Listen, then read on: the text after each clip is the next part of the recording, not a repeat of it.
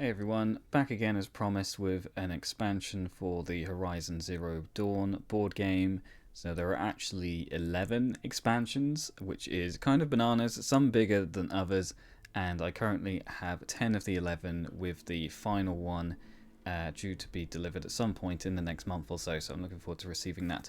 But anyway, in the meantime, we have plenty of time to have a look at the other expansions. So we're going to start today with the Sacred Land expansion. So on the box itself, it actually has an ID number for this expansion, so you can see it says SFHZD-002.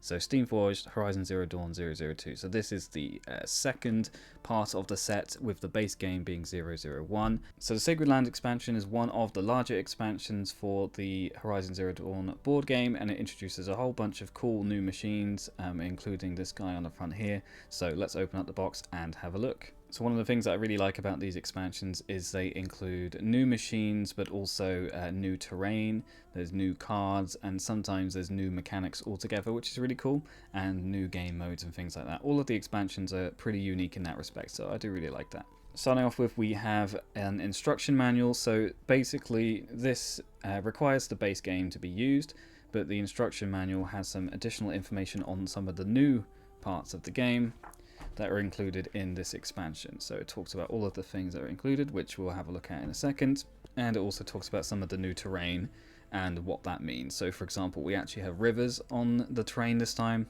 so there are different rules around that as well. So the Sacred Land expansion is based around the Nora, hence the Sacred Land. So this is a Nora themed expansion. We're going to see some more Nora stuff. In the base game there was only the Nora marksman, so we're going to be getting some more Nora characters to play as in this expansion, which is pretty cool. Alright, starting off, let's have a look at some tiles. So we have 1, 2, 3, 4, 5, 6 new tiles to use.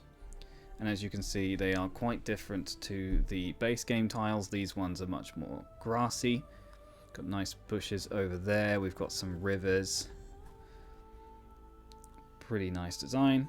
There's also zip lines included in these maps, where you can use an action to basically zip from one to the other.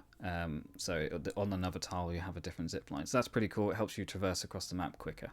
So yeah, 6 new tiles in addition to the base game's tiles. So when you're constructing your maps, you can have a combination of these within your campaign, which is pretty cool. Right, let's have a look at what's in here. As I said, this is one of the bigger expansions, so there's a lot of really cool stuff in here.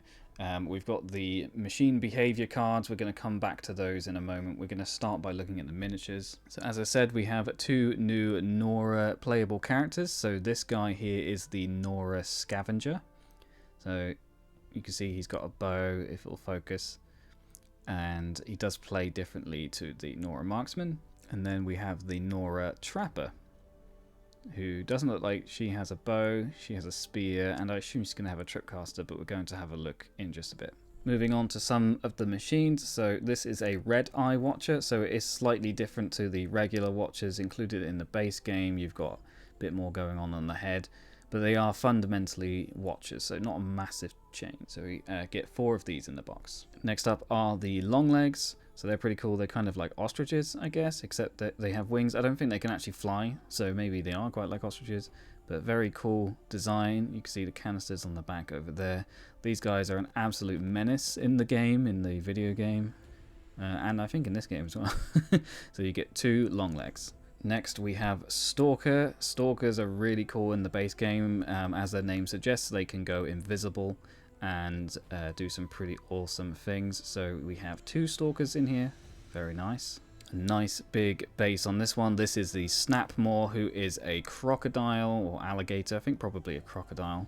But yeah, this one is huge. If we compare this compared to a Red Eye Watcher, you can see the Watcher is absolutely minuscule compared to this guy. So I really do like the sense of scale with these figurines. So you get 2 Snapmaws in the box. And then the big guy in this box is the Bellowback. So you actually get 2 Bellowbacks in this box. And this is one of the, I think this might be the biggest one we've seen so far out of the base game and this expansion. Very, very cool and large. It's kind of hard to hold him up. Large figurine. So if we compare him to one of the characters, you can see your hunter guy doesn't really stand much of a chance against this massive machine. But yeah, really awesome. Like I said, sense of scale in this game is really cool. Of course, the machines have their behavior cards as well, so we've got similar cards for each of the machines. So we have the long leg, the red eye watcher, the Snapmaw, who has lots of different components on him, very cool. We have the Stalker, and then we have Freeze Bellowback and Fire Bellowback. So there are different kinds of Bellowbacks you can find in the video game, and they look the same, they just have a different color on their canisters, and so you've got two different kinds here depending on which one you're going with in your mission. So that's really cool. It's kind of like doubling up what you can do with them, so really awesome. You might have noticed these symbols over here. So here you can see a picture of the Sawtooth versus a Watcher. This symbol just means that this is a large creature. So a large creature means you can only fit one inside a single square on the board. Right, let's look at some of the other cards. Right, we've got a lot of other cards that come with this expansion, so pretty cool. Let's have a look at them. Starting off, we have the player card for the Nora Trapper. So you can see their base icon here, and it says during their activation, this hunter may make a free distract action. So that's pretty interesting. We've got their level up tree, their base equipment. So we have the spear. Oh, they do have a hunter bow, sorry. Okay, fair enough. Nora Protector Light Armor. We have their base equipment. So you can see they use traps, which is pretty cool. So they can just place down a shock trap. Very nice. We've got decoys, different things they could do, hunter arrows, basic stuff. And then we have their level up equipment and whatnot. You can see they've got adept shock traps over there and blast traps as well. Pretty cool. Then we have the same for the Nora Scavenger. So this guy, again, with the Nora Spear and the Hunter Bow. Nothing too different with him. It's the way that he plays that's quite interesting. So it says, when this hunter draws a salvage card, they may discard a salvage card to perform a free craft action. This hunter ignores the once per activation restrictions when performing craft actions. So crafting allows you to get cards back into your draw deck, which is essentially how you stay alive. And the Scavenger is pretty good at basically using his salvage to keep himself in the game, which is quite interesting. We played a game with the Scavenger and he seemed pretty good. Definitely not the best, but he's quite good at just basically keeping himself going. We've got here a Tear Blaster as a weapon. That's pretty cool. And some more abilities. Yeah, so that is the Scavenger. Next we have the level cards. I'm not sure what they're exactly called, but this is using the new board. So you can see we've got N as the name there. I'm guessing that's for Nora, maybe? I don't know. But you can see the different levels that you can make out of these new boards.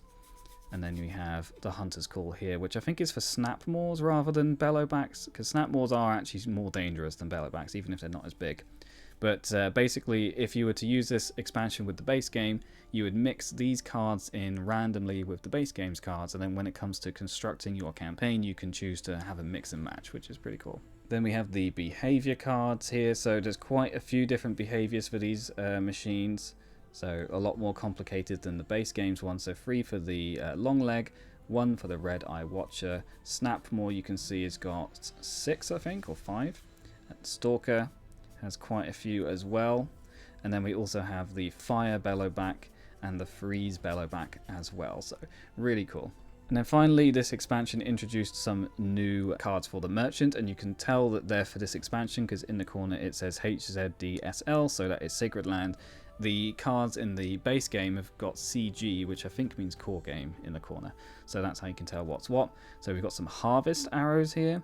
So this helps you draw salvage cards if it attacks, if it damages the enemy. We've got some more armor, some stealth weaves, which were introduced in this expansion. Some more kinds of armor. So yeah, pretty cool to have some additional cards for the merchant. So that is the Sacred Lands expansion. It's probably one of my favorite ones. It's got a lot of really awesome machines in it, and it's just a really nice addition to the base game. I feel like if you're going to get the base game, you should definitely get at least one expansion, and if I was to recommend an expansion, it would probably be this one. Though we do have some pretty cool expansions coming up, so look forward to those. But that's everything for today. Thanks for watching.